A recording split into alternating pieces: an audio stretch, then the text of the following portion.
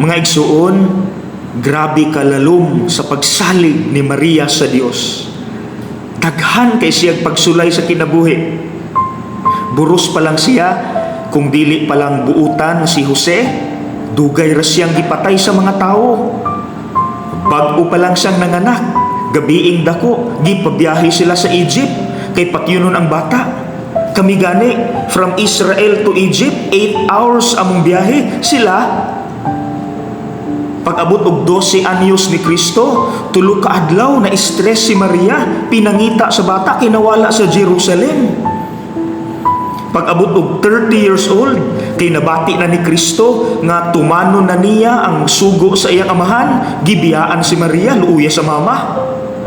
Ug ang pinakasakit, gabitay ang iyang anak si Jesus sa krus, nuha siya mahimo, igo na siyang mutanaw ug maghilak. Pero kadungog ba mo nga may reklamo si Maria? Wala. Wala siya reklamo. Gidawat na niya tanan. Tungod kay para niya, gipili ko sa Ginoo, pinangga ko sa Ginoo, dili ko niya pasagdan, sumahuman raning tanan. Ug tuod man, unsay nahitabo ni Maria karon? O Maria, Rayna, gipili siya sa Dios as Rayna sa langit ug sa yuta. Na?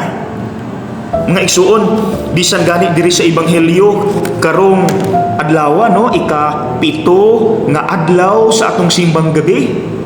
Grabe ka proud si Mama Mary ni deklara ana siya.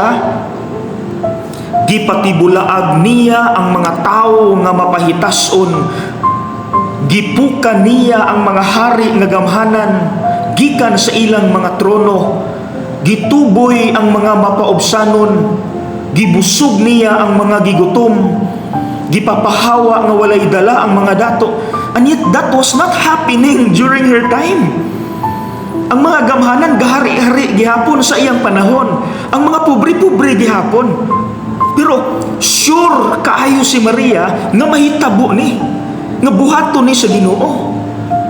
Wala gid siya niingon nga basin ipatibulaag sa Dios ang mga tawo nga garboso, basin pildihon niya ang mga hari nga gamhanan, basin ituboy ang mga mapaobsanon, basin busgon ang mga gigutom, basin ipapahawa nga walay dala ang mga dato. Wala.